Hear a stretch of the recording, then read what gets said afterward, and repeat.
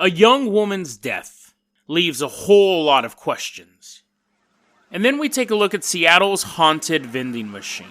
Is there really a vending machine that is somehow a pocket to another dimension that can serve you drinks that were discontinued years ago? Today on Dead Rabbit Radio.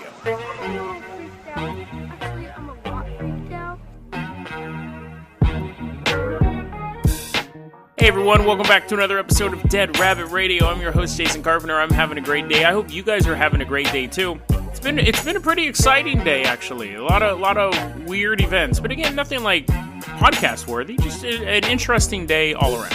But speaking of the podcast, let's go ahead and get started with this. Now, this story happened when I was on my break, and it definitely was something that I was going to cover, but it's one of those stories that I kind of had to wait until all the dust settled. Now, most of you guys probably know this. There was a young woman named Soul Pius, and what happened was the media was on alert, the police were on alert, more important than the media, that a young woman... Sorry, my nose is running so bad. I'm in that in-between thing. I get allergies really bad at the start of spring, and I have to find the right medical dose.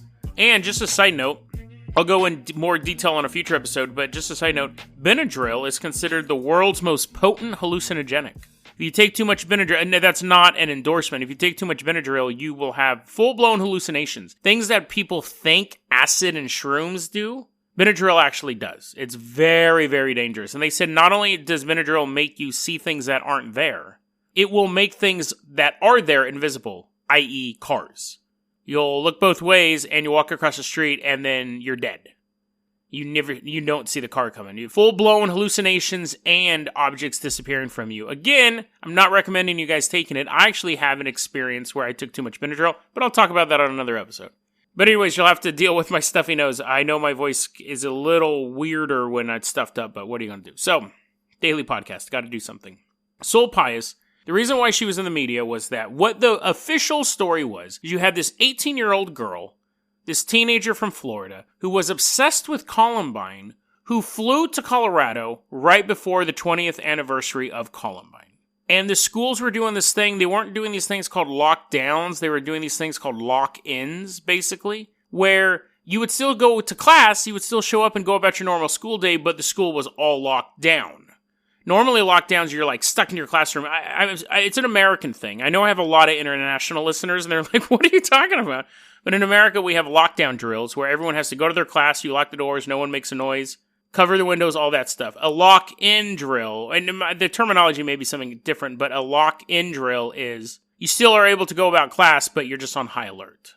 Welcome to America, ladies and gentlemen. So they had the schools in Colorado on this lock, not all of them, but in the Columbine area in this lock-in procedure. Now, she traveled up to Colorado on like a Monday, and they began searching for her. There were sightings of her. They said she's armed and dangerous, and they knew exactly what she was wearing. She's wearing like a dark top with camouflage pants. She went to a gun store and bought a shotgun and 2 boxes of shotgun shells, so now the authorities are super worried about what's going on. But on Wednesday, they find her body about I think it was like 11,000 feet up near this resort in the mountains. Self-inflicted shotgun wound to the head. End of story.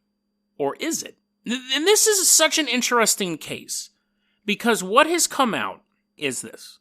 There's actual facts that have come out, and then there are just weird connections to it. One, when she traveled to Colorado, she bought 3 plane tickets. She only needed 1. She bought 3 plane tickets. And again, some of this information may change from the time that I read it to the time I'm reporting it to even the time that you're listening to it, because new things are developing. But this all happened around, it was like, I think the 15th, the 16th, and the 17th of April. Because April 20th was the 20th anniversary of the Columbine shooting. So, there's just a lot of odd details in this. They say she was obsessed with the Columbine shootings. That's what the media kept saying. But if you go to her website, which is dissolvedgirl.neocities.org, which is still up, the first thing you'll realize is the whole website is set up to look like it came out of the 1990s. It's very nostalgic. Like, looking at it, I'm like, oh. Like, it just brings back the feeling there's these animated GIFs and stuff like that. And there's nothing really on the website to make it seem that she's obsessed with Columbine. So this was her personal website where she posted like song lyrics and stuff like that. Dissolved Girl is like a Massive Attack song. She was really into like Marilyn Manson and the Deftones and all this stuff. All like this 90s type music. I think the Deftones and Marilyn Manson are still around, but you know what I mean. So she was really into that 90s feel. But not a lot of stuff of Columbine. There's a couple sketches of guns, and there's a sketch that may or may not be one of the Columbine shooters. It's hard to tell. So then the story was, whoa. She told people she was obsessed with Columbine. She didn't put it on her website, but she was obsessed with Columbine in general. That's what she mentioned to her friends and family. Now, that may be true. We have no way to verify that. What the story is that when she went missing from Florida, her parents were alarmed because they felt that she had this obsession with Columbine, so they called the police. The police called the FBI. That's when they began tracking her, because she used her real driver's license and everything to get the plane tickets to fly over. Then they know she went to a gun store where she showed her driver's license again and got the shotgun and the 2 boxes of shells. So now they're really concerned. They begin kind of tracking her around. They find that she had gone to a gun forum site asking, how easy is it for an 18-year-old from Florida to buy a shotgun in Colorado? And people are like, oh, it's pretty easy. This is how you do it. But what they have realized is that when she went up to that resort, she went up to an area where no cell phones would work. She went up there early enough during the manhunt for her. The police believe she never even realized they were looking for her. So she wasn't like on the run. That's why she went up to the mountain. She just went up to the mountain. She took an Uber up there, and they said, here's the problem with it. She took an Uber up to a place where her cell phone wouldn't work in the middle of the snow. So there was no way for her to get an Uber back. She didn't bring a tent. She didn't bring a jacket. She had no supplies to stay in the snow, except for a duffel bag containing a shotgun and 2 boxes of shells. But so the police at this point, and you'll see a difference of opinion in certain articles, but the police at this point believe she traveled to Colorado to purchase a firearm and to kill herself. She told the Uber driver she always wanted to see the snow. So she took an Uber up to a super snowy place. There is a lodge up there, but it wasn't open at the time. She took the Uber up there, wanted to be in the snow, and she killed herself. Tragic story. Now, is it possible that she took the Uber up there thinking the lodge would be open and she was kind of biding her time until the April 20th, where she would go back to Columbine and revisit it 20 years later with a shotgun? Some police have said, because see, the thing is the police put so much effort into trying to find her that if it turns out she just killed herself, people are saying, oh, well, then it was a waste of money. It was a waste of time. One of the official statements I saw from the local police was saying, well, she was kind of close to Columbine, but she was in a snowy mountain. So, I mean, kind of close relative. She was closer than if she was in India, maybe. But there's a key factor that when I was reading the stories, I didn't really understand. The 20th anniversary of Columbine is April 20th, 2019. That's a Saturday. So if you want to do a school shooting, Saturday is the worst way to do it. So that's what doesn't really fit with this story. Another bizarre element, and this might sound insensitive, but when I was reading the article and they're like an 18-year-old girl from Florida is missing, she's presumed to be in Colorado, she's armed and dangerous, stuff like that. They show a photo of her. She clearly does not look to be 18 years old. She looks like she's in her late 20s, minimum. Now, of course, I've met women in my life. I actually had a friend who was 23. She told everyone she was 29. And I finally asked her, I go, why do you tell people that? She goes, because no one takes 23-year-olds seriously. So you can age yourself up with the right makeup. It's possible. But there's all these little things. That was the first thing I was like, what? She's 18? That's weird. She's attractive. It's not like she was like a monster woman, but you know what I mean? Like, she didn't look like she was in high school or just graduated high school. There was a big debate on 4chan about what had really happened. And some people were to the belief that it was some sort of sacrifice and it was this false flag and they were trying to take away our guns and all this stuff. And then the other group was like, no, she was probably a misguided person who probably did have a little bit of a fascination with Columbine, but never planned on shooting anything. She just went up there and blew her head off the shotgun. It's an interesting story, and it's one we're never going to really get answers for, because even generally when people are planning weird things, they will try to immortalize themselves on their website. but it's just song lyrics. It's just kind of a tragic story. But then, when I was researching it for this, I came across some new information. When she did the forum, when she said, hey, I'm going to Colorado, I need to buy a shotgun, it wasn't just one post. She was interacting with these other users on this forum. And they know it was her, they believe it was her, because the username on the forum was Dissolved Girl. The same name as her website, same name as that song. And she's interacting with them. And she says, yeah, I'm going to go shooting I got friends up there, we're going to go shooting together, and I just kind of want to have a shotgun ready to go and stuff like that. Is it possible that her Uber ride to the snow wasn't to commit suicide in the middle of nowhere, among the one thing she always wanted to see? Is it possible that she went there to go meet with other people to enact some sort of plan, and she may have not have known there was a manhunt for her, because her cell phone wouldn't work way up there? But the people on their way to meet her certainly would have known there was a manhunt going on up there. So when they get up there, they realize that their plan's not going to work. Not only that, but everyone in the state is looking for this woman standing right in front of them. So what are you going to do? Is it possible? Yes. Is it likely? No. No. And I think that the reason why I really wanted to cover this story is because it's so easy to create a conspiracy theory out of a tragedy. It's almost too easy. What I just came up with, the thing about her meeting friends with guns up in Colorado, and just using that bit of information, I was able to weave this narrative. And yes, it is possible that was, but it's highly, highly unlikely. I didn't read all of the forum posts on that gun site. They could have asked, oh, are you going hunting? And she could have responded just because she didn't want to say, oh, no, I'm hunting. Yeah, I'm hunting my own head. I'm going to kill myself. Instead of saying that, she goes, yeah, I'm hunting with some friends up there, blah, blah, blah, blah, blah. So it's easy, though, to just take little pieces of news information that we find and construct a conspiracy theory. It's frighteningly easy. And I know I barely pronounced that word, but you know what I mean. It's just interesting because it shows how conspiracies grow and how easily they can be created. And why we have to be skeptical of stuff when we come across it. I think that this young woman, based on what I read on her website, was depressed, and she didn't think she had anything to look forward to. Pretty much in her own words, she was saying a lot of that stuff on her website. I think she really did just want to see the snow, and it's easy to get a gun in Colorado. So I think all of those things combined, it just happened. Maybe she did want to go up there during the anniversary of the Columbine shooting, but that could have been a fluke. But either way, whatever the reason why, she's dead. So, yes, depressing topic to talk about on our Friday episode, but something I wanted to cover as soon as I could, and I was on the break when that happened. So, the next story, though, is a lot more upbeat. Nobody dies.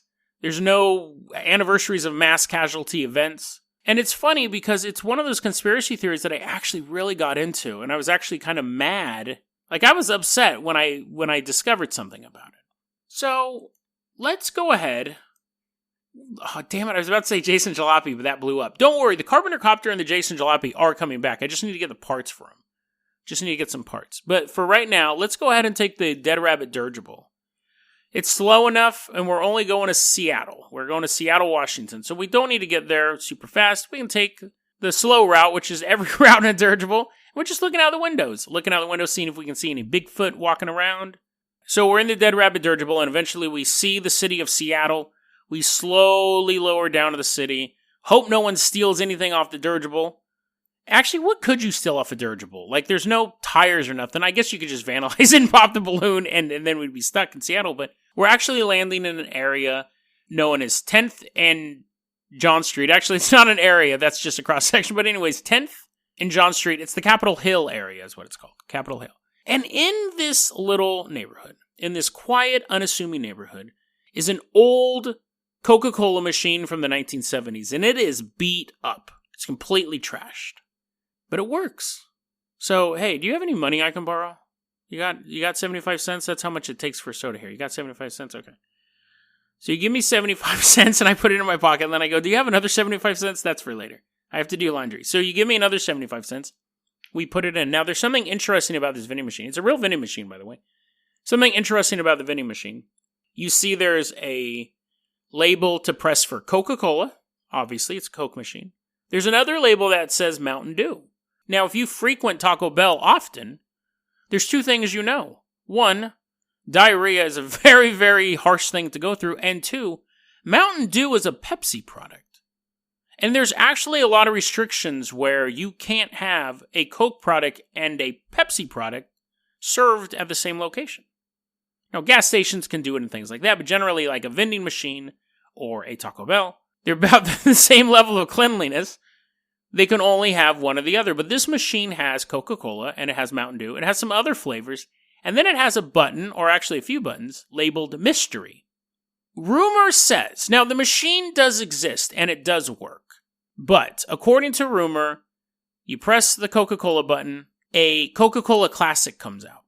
And not just a Coca-Cola Classic, but a Coca-Cola Classic before it was called Classic. You see, when I was a kid, we just had Coca-Cola. And then someone decided to come out with a drink called New Coke. It was actually just they changed the formula to Coke. And nobody liked it. It was this huge flop. So then they brought back the original recipe called Coca-Cola Classic. And it's funny because that's actually a conspiracy theory too. The conspiracy theory back then is they had Coca-Cola Classic. They wanted to change from like sugar to corn syrup or something like that. But they knew people would reject it. So for about a year or two, they sold a different drink called Coke. Everyone hated and wanted the old drink back. And by then, enough taste buds had changed. So when they brought back Coca-Cola Classic, it wasn't the same recipe. That was their goal all along, was to change that recipe. But they had to give it some time. So that's a conspiracy theory as well. But anyways, old Coke. Old Coke, but it's cold and fresh.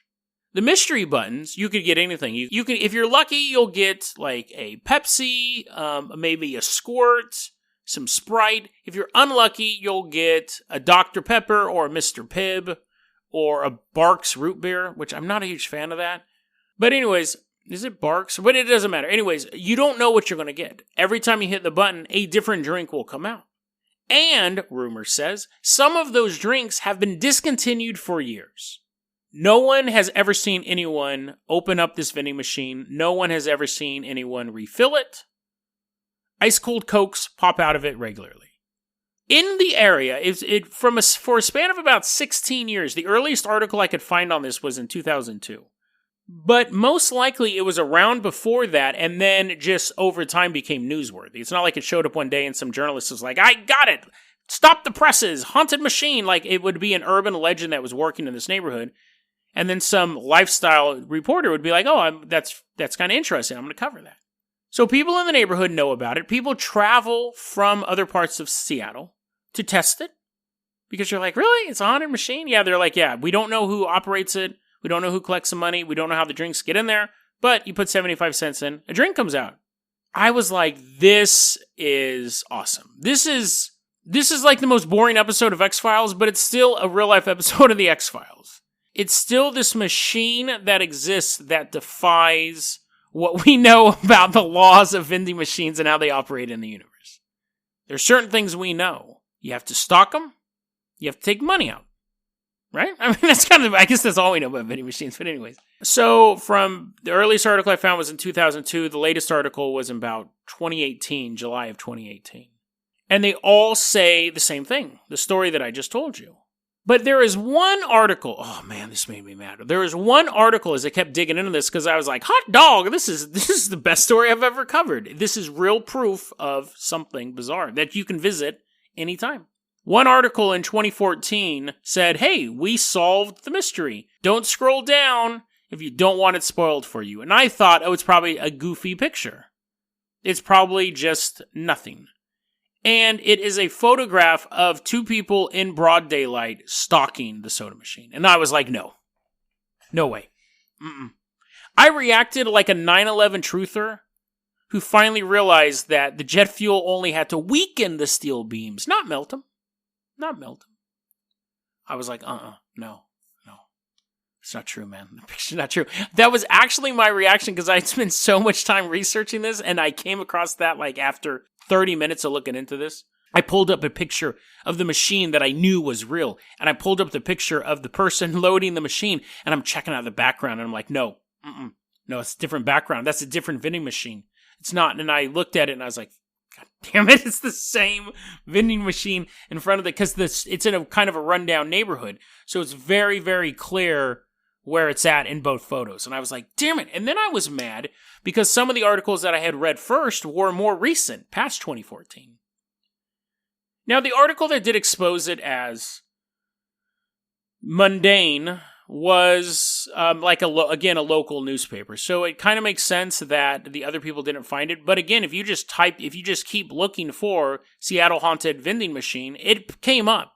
It didn't take me a ton of time to find it. At this point, the machine... Oh, it's funny because at one point I found the machine is missing, and I was like, the government took the machine, man. The government took it. They took it.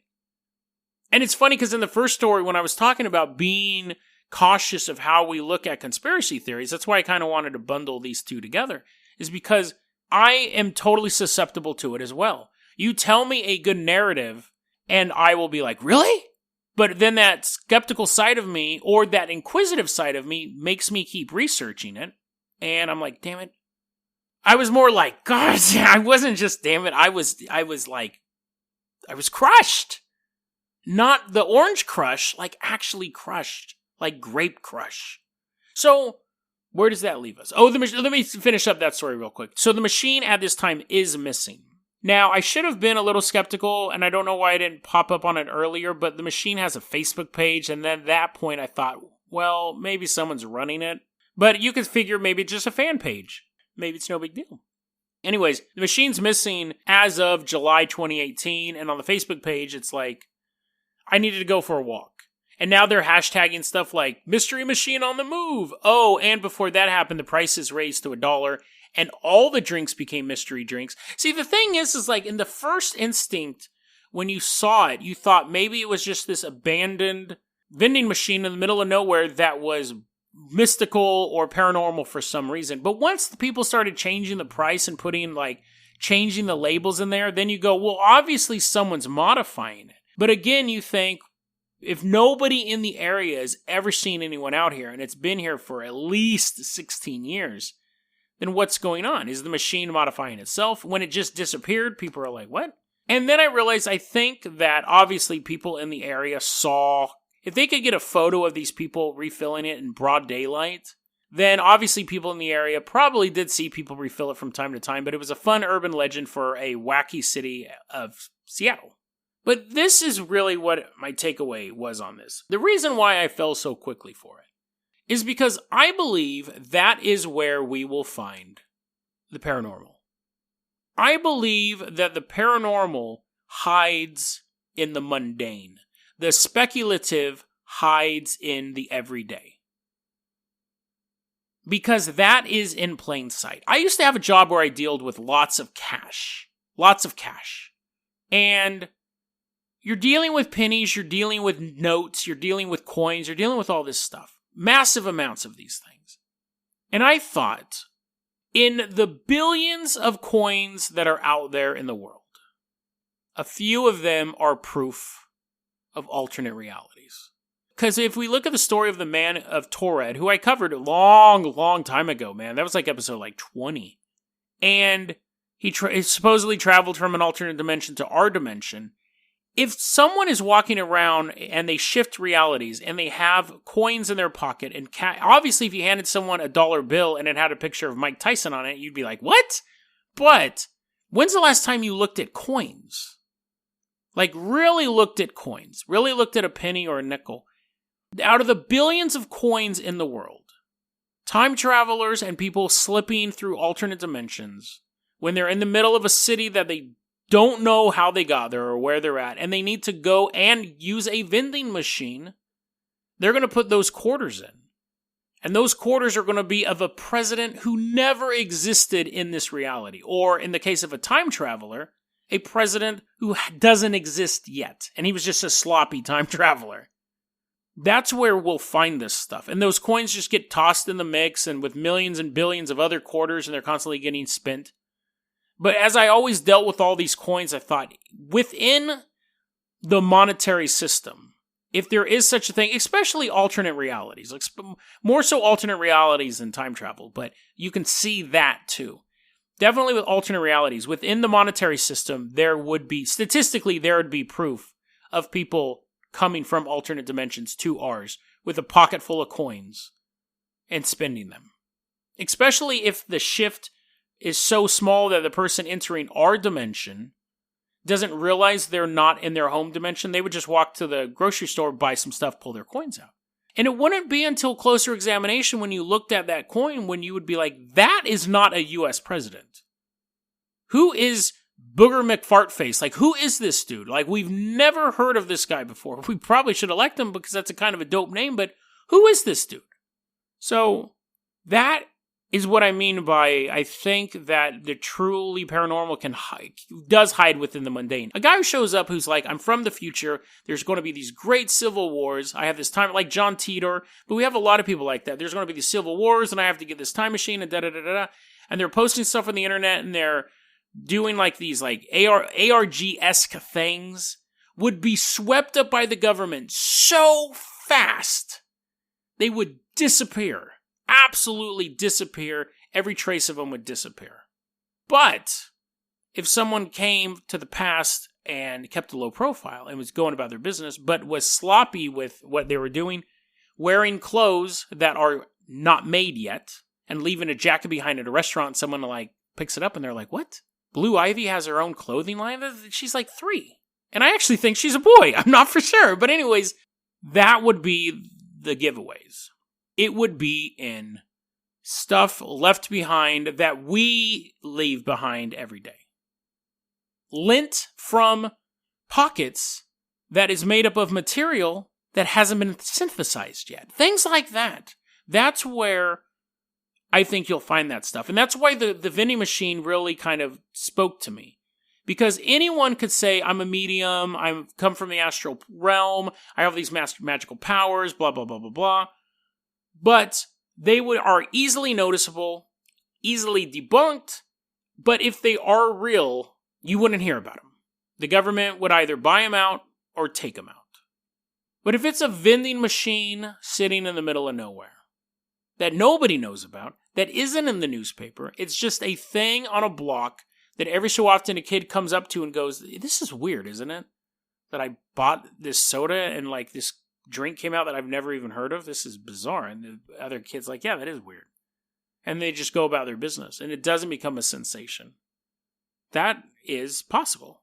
Now, again, we could go down the rabbit hole and say, at one point, back in 2002, when that first article was written, the machine was real. And it was really something abnormal. And that machine was taken by the government and replaced with a lookalike machine that had the same qualities. But now we're just getting into weirdo tinfoil hat nonsense.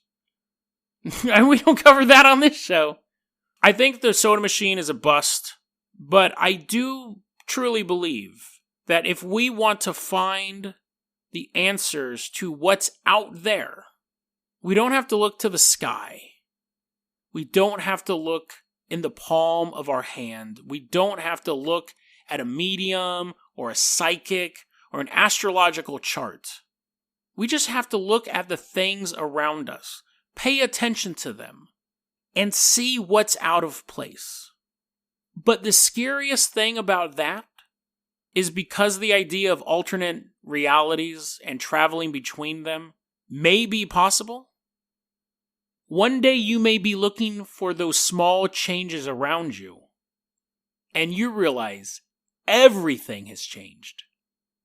And you may become the outsider with a pocket full of odd coins.